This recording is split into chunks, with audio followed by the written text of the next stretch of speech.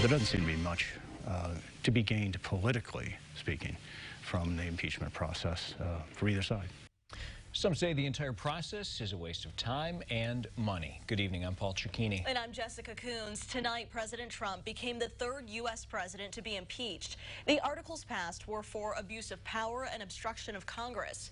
People we spoke with in Champaign remember when Bill Clinton was impeached, and they told us there's a huge difference in the political climate between then and now.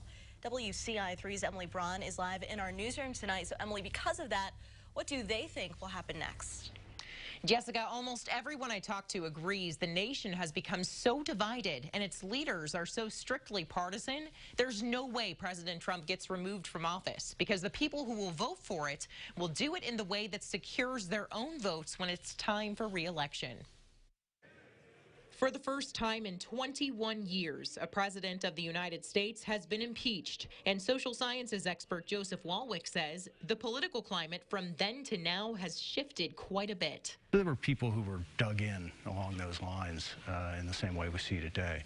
But there was also a time when there was still a lot more crossing the aisle. Now he says that's not the case. Lawmakers' motives for voting are less about right and wrong and more about win or lose. The willingness of lawmakers to swing one way or the other is going to be directly related to votes that they think they are going to win or lose in their own constituencies. I don't think we should look for high principles here. Lorenzo Bolden is the president of one of Champaign's American Legions. He's been around for several presidencies and feels discouraged with this one. It really hurts my heart as a veteran who has served our country, who has been willing to make the ultimate sacrifice for our country, who believes in the values of this country, the Constitution.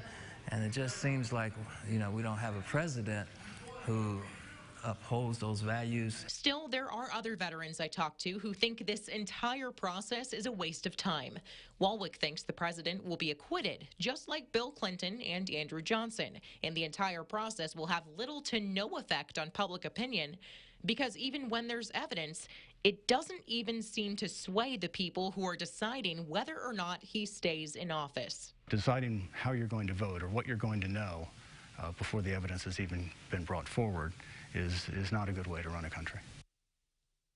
Some House Democrats asked Speaker Pelosi to delay sending the articles to the Senate because Senate Republicans weren't going to hold a full trial. Pelosi didn't rule that out. But if and when they do go to Senate, it will take a 2/3 vote to actually remove President Trump from office. And that's never happened before in U.S. history. Jessica. All right, Emily, thank you so much for the report. Congressman Rodney Davis voted against those articles of impeachment. Congressman John Shimkus was not there for the hearings. He's visiting his son in Tanzania. He released a statement, part of it saying, quote, "I'm disappointed to miss these votes, but not embarrassed. I'm embarrassed that they are even happening."